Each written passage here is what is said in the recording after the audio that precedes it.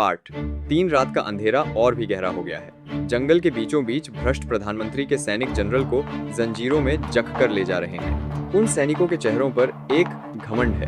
उन्हें लगता है कि पूरी दुनिया पर उनका राज है। तभी जंगल के सन्नाटे को चीरती हुई एक कान फोड़ देने वाली आवाज गूंजती है। एक सैनिक के सीने में एक बड़ा सा छेद हो जाता है और वह खून उगलते हुए जमीन पर गिर पड़ता है। बाकी सैनिक घबराकर अपनी तलवारें निकाल लेते हैं, लेकिन उन्हें कोई दुश्मन दिखाई नहीं देता। तभी पहाड़ी के ऊपर से वह आदमी अपने काले कवच में बाहर आता है। उसके हाथों में एक आधुनिक मशीन गन है। वह बिना कुछ कहे ट्रिगर दबा देता है और गोलियों की बारिश शुरू हो जाती है।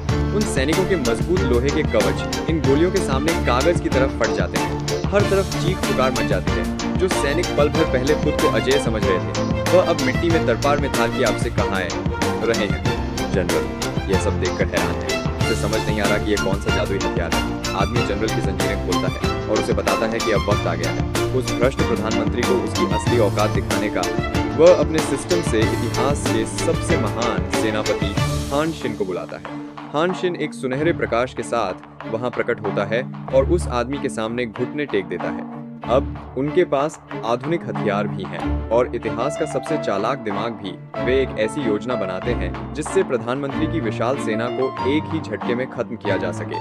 उधर राजधानी के एक शानदार महल में वो भ्रष्ट और लालची प्रधानमंत्री बीमार और कमजोर सम्राट के बिस्तर के पास खड़ा है। उसके हाथ में एक शाही फरमान है और वो सम्राट को मजबूर कर रहा है कि वो अपनी गद्दी उसे सौंप देंगे। सम्राट गुस्से से कांप रहा है, लेकिन वह कुछ नहीं कर सकता।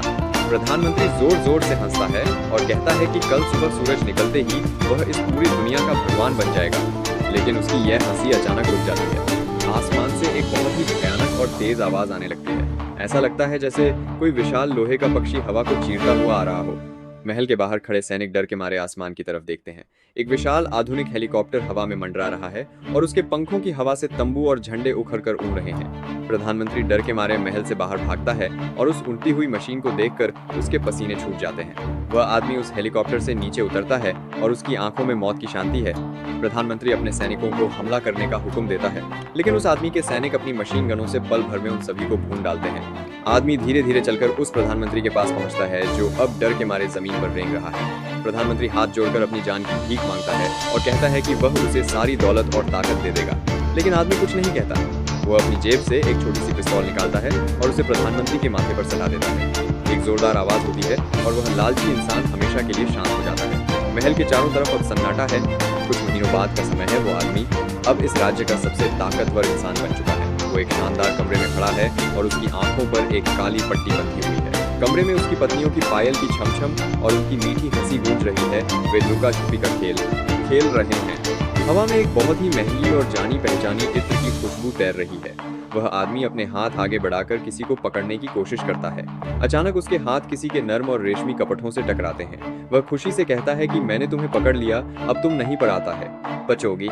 वह अपने चेहरे से काली पट्टी हटाता है और उसके सामने जो खड़ा है उसे देखकर उसकी मुस्कान वहीं रुक जाती है। सामने कोई और नहीं बल्कि वह राजकुमारी खड़ी है जो अब इस राज्य की महारानी बन चुकी है। उसने काले और लाल रंग के बेहद खूबसूरत शाही कपड़े पहने हुए हैं। उसके चेहरे पर एक बहुत ही गंभीर लेकिन नशीली मुस्कान है। वह महारानी उस आदमी की आंखों में देखती है और बहुत ही धीमी लेकिन रौबदार आवाज में कहती है कि आज रात यह महारानी तुम्हारी सेवा करेगी, क्या तुम तैयार हो? आदमी एक पल के लिए हैरान रह जाता है, लेकिन फिर उसके चेहरे पर एक बहुत ही गहरी और संतुष्ट मुस्कान आ जाती है। वो समझ जाता है कि उसने इस दुनिया का हर खेल जीत लिया है। हवा में एक सुनहरा पैनल आखिरी बार चमकता है और फिर हमेशा के लिए गायब हो जाता है।